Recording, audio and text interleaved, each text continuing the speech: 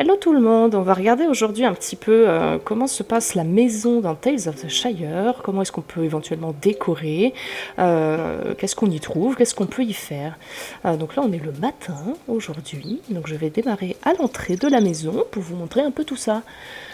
J'ai pas encore été très loin dans le jeu, donc je n'ai pas tout découvert, la porte d'entrée principale n'est pas encore ouverte, je pense qu'on va pouvoir l'ouvrir puisque à l'arrivée dans le jeu on nous dit clairement que il faudrait peut-être enlever ces bouts de bois, mais pour le moment je ne peux toujours pas le faire. De la même façon, il y a donc plusieurs endroits vers le fond du jardin où c'est la même chose, on ne peut pas encore passer, donc il y a d'autres parties du jardin qui seront à découvrir dans la suite.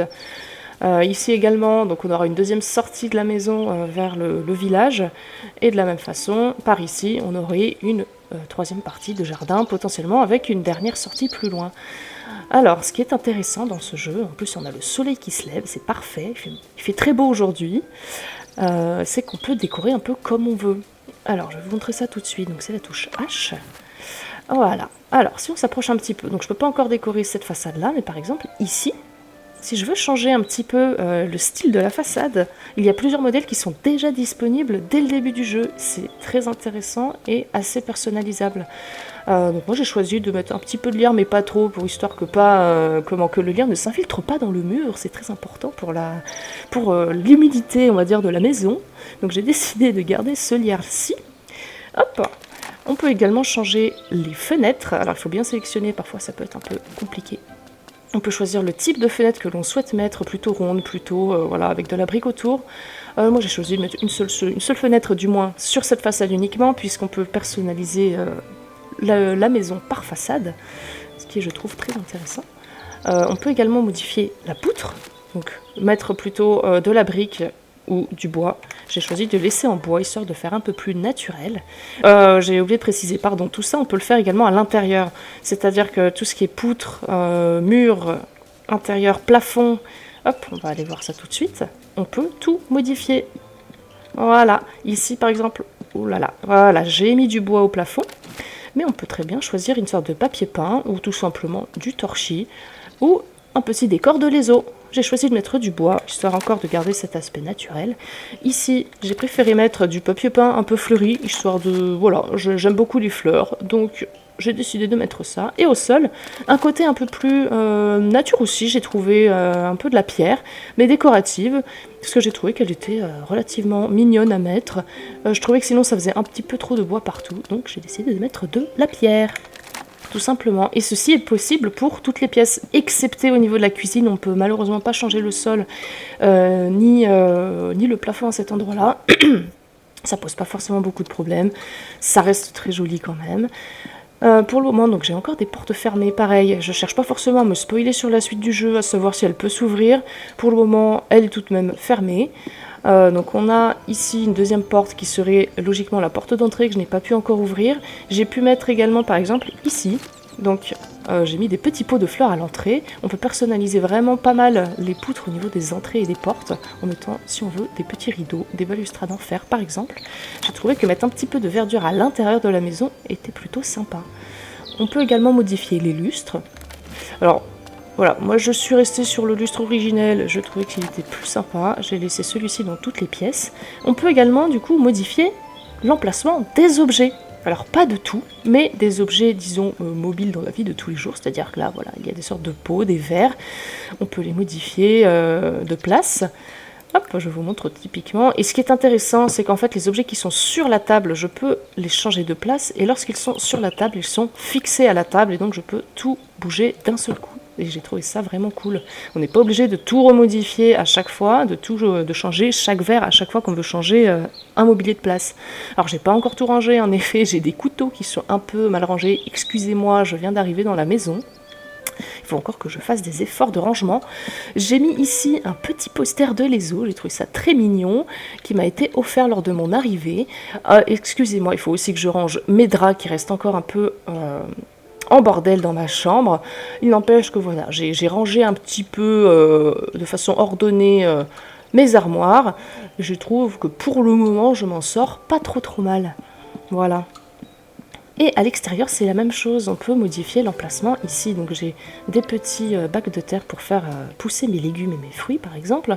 Je peux les modifier de place et ça c'est très intéressant. Donc on peut les bouger globalement dans tout le jardin. Donc il y a des petits pointillés en noir, donc il ne faut pas dépasser cette ligne évidemment, sinon on ne peut pas les placer. Et on peut tourner les éléments comme on souhaite et ça c'est génial. Ça nous permet d'avoir vraiment un jardin personnalisé et la même chose à l'intérieur évidemment. Voilà, ici on peut également donc faire son petit potager. Il y a quelques jours pardon, j'ai planté des tomates ainsi que des poivrons. Les tomates ont l'air d'être mûres, en fait il faut les arroser globalement tous les jours à moins qu'il y ait de la pluie dans le jeu. Donc ici mes tomates sont prêtes, je vais pouvoir les récolter, hop, voilà. Et visiblement mes poivrons aussi. Donc c'est parfait. Les plants sont toujours là, donc j'imagine, parce que c'est la première fois que j'en ai planté, qu'il y aura potentiellement d'autres tomates, etc. qui vont y pousser. Donc je vais décider de les arroser. Vous voyez qu'il y a un petit point d'exclamation. Hop, est-ce que j'ai assez d'eau? Oui, j'ai l'air d'avoir assez d'eau. Hop, on va arroser le plant. Voilà, parfait. Alors voilà, j'ai pas mis de plan pour le moment parce que je n'ai malheureusement pas encore beaucoup d'argent pour m'acheter des graines, mais je vais devoir le faire si je veux aussi améliorer la cuisine. Parce que oui, la cuisine, c'est très important. Donc hier, j'ai invité 2 personnes à manger chez moi pour la journée, et donc je pense qu'elles m'ont répondu par courrier. On va aller voir ça tout de suite. Voilà, donc j'ai invité, je me souviens plus de son nom malheureusement, Rosie Chaumine. Donc elle me dit bonjour Winifred, merci de ton invitation. Donc elle aime visiblement la verdure croustillante et les herbes puissantes. Elle a envie d'amertume, très bien. Je vais donc préparer un plat en fonction de cela. Ça va être, je sais. Alors, j'ai vu hier que je pouvais préparer uniquement 3 plats, donc je vais faire ce que je peux avec ce que j'ai, hein. On va être clair. Et Nefi a également envie d'amertume. Eh bien, j'espère que je vais pouvoir faire les plats qui leur conviennent. On a également une lettre de Nora Terrier qui me dit: il est grand temps de se procurer cette fête de loup. Très bien. Ah, la tête de loup. Nous ne pouvons pas y couper. Peux-tu nous donner un coup de main? Eh ben, j'irai la voir plus tard. Lettre de Nefi. Je suis à la forge, j'ai des réflexions et des questions, venez à la forge. Je suis la naine que vous avez rencontrée. On n'est pas bête, Nefi, on sait très bien, tu es la seule naine de la ville. On sait qui tu es, Nefi. Enfin. On va donc cuisiner des plats pour nos 2 compagnons. Pourquoi je ne peux faire qu'une recette? Pardon. Hop. Ah oui, c'est parce que, voilà, il faut sélectionner toutes les recettes possibles. Du coup, on peut faire les délicieuses croquettes de poisson qui sont en voie dorées, croustillantes, frites. Je suis pas sûre qu'il y ait beaucoup d'amertume dans ce plat. Je pense qu'il y a plus d'amertume ici, puisqu'on a... Donc ici, c'est une saveur neutre, ici une saveur aigre, et là, une saveur neutre également. On va essayer de faire donc des plats aigres. Et bien c'est parti. On va mettre de la rhubarbe. De l'avoine ou de l'avoine? De l'avoine. Du lait ou du lait? Du lait. Cuisiner. Alors pour cuisiner, en fait le but, vous voyez sur le petit encart en bas à droite, le but c'est d'aller le plus proche possible de l'étoile jaune. Et donc là actuellement mon plat il est plutôt croustillant, moins tendre que croustillant. Il est autant grumeleux que lisse. Le but c'est de le rendre un petit peu plus lisse, mais de ne pas le rendre plus croustillant ou plus tendre. Donc je vais choisir ma rhubarbe à couper.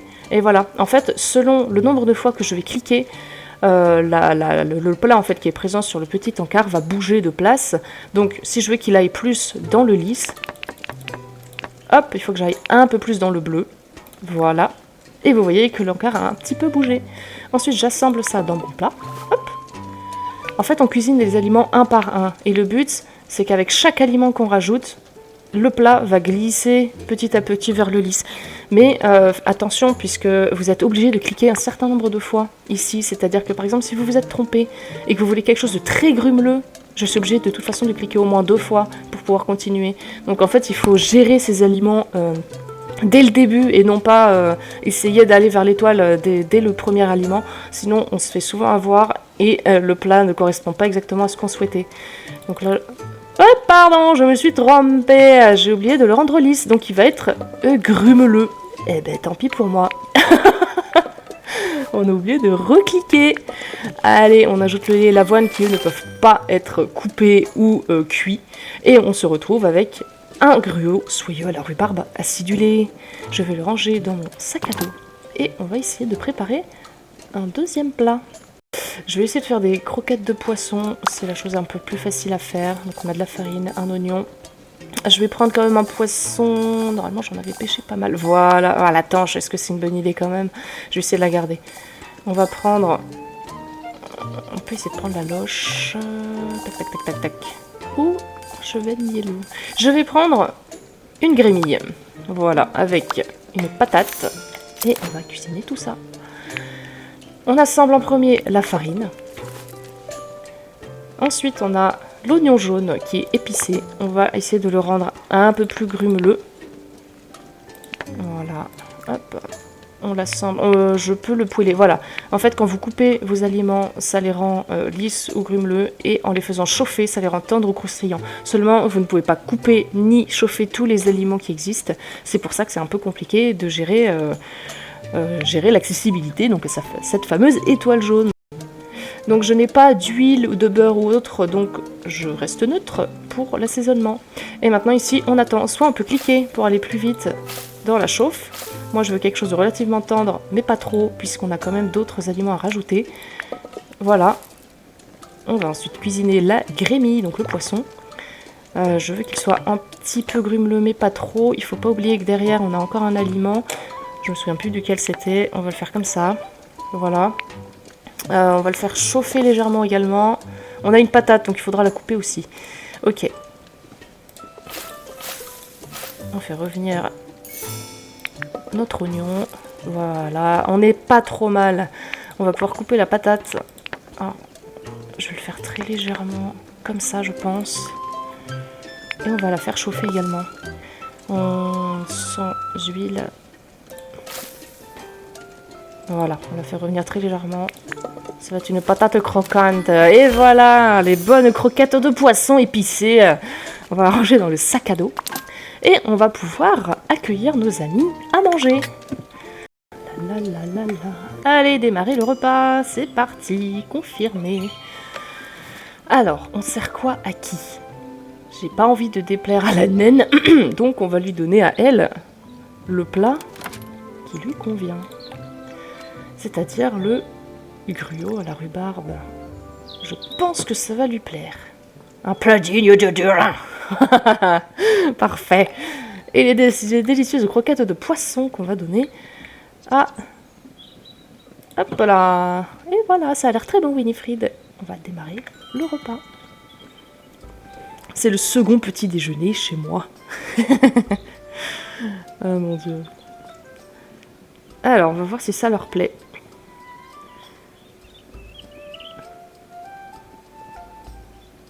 Bon, elle a pas l'air trop déçue, mais elle n'est pas en extase non plus. Hein. Pareil. Bon, je pense que je me suis trompée. C'est pas grave. On mange ça quand même. Allez, c'est sympa de nous retrouver tous à la maison. Voilà. Merci les filles. Et Rosie, vous êtes trop chou. Merci à vous. Faudrait que j'aille les voir pour recevoir mon petit cadeau. Est-ce que je peux t'aider? Il paraît que tu as quelque chose pour moi. Bonjour Rosie, il paraît que tu as un cadeau pour moi. Ah oui, tout à fait. Un gâteau à la framboise et à la rhubarbe, super. C'est tout ce que j'ai pour l'instant. Eh ben merci. Et Néfi, t'es déjà partie? Non, t'es là. Reviens. Vous n'aviez jamais vu de nain? J'ai lu votre lettre. Ah oui, ah, attends, on va prendre le cadeau. C'est vrai qu'elle avait une lettre qu'elle nous avait envoyée ce matin. Il paraît que tu as quelque chose pour moi? Ah, j'ai quelque chose à vous donner. Un porc braisé au poivre et à la rhubarbe. Eh bien, ça m'a l'air très bon. Il faudrait juste que je trouve comment avoir du porc. Je pense qu'il faut que je l'achète au marché. Je n'ai rien d'autre à vous donner, Hobbit. Voilà. Oui, j'ai lu votre lettre.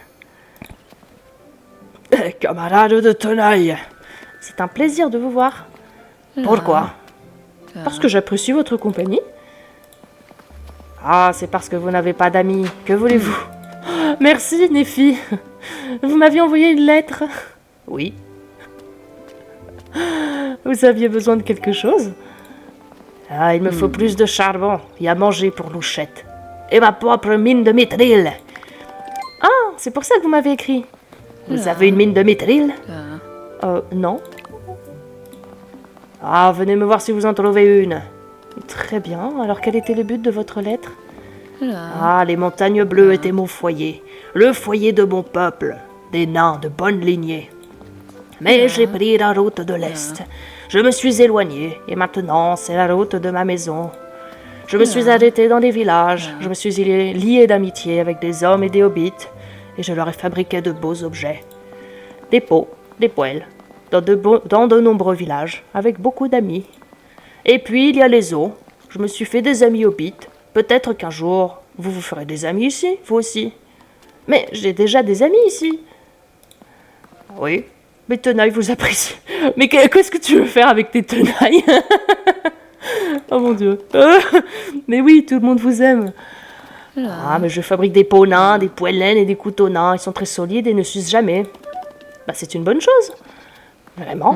Qu'arrivera-t-il quand chaque hobbit aura ses pots et ses poêles de nains? Bah, je ne comprends pas. Je ne peux pas les remercier si je n'ai rien d'autre à leur donner. Ah, je comprends votre problème. Comment dites-vous merci, camarade de tenaille? Je prépare un bon plat à partager. Ah oui, je dois faire ça aussi, mais je ne sais pas forger un repas. Ah, tu manges comment, Néfi? Comment est-ce que tu manges? Tu cueilles les baies, tu les manges comme ça dans la nature? Les repas ne se forgent pas, Néfi. Oui, visiblement, elle fait ça. Alors, comment savoir comment ils sont fabriqués? Je vais vous en préparer un. Mais non, mais je viens de t'en faire un. Oh, l'erreur. Je vous remercie. Maintenant, je sais pourquoi mes tenailles vous apprécient. Ah, l'erreur. J'aurais pas dû l'inviter tout de suite. Bon, eh ben c'est pas grave. On a partagé un petit repas. On s'est fait des nouveaux amis, et notamment Néfi, avec qui je voulais justement un peu plus sympathiser. Donc je trouve ça vraiment sympa, en tout cas, d'avoir partagé ce petit repas avec eux. Et puis je referai un deuxième repas avec Néfi. C'est pas un problème. Ça va devenir ma poteau. Ma BFF. Et puis je leur dis au revoir. Et à vous aussi. Au revoir les amis.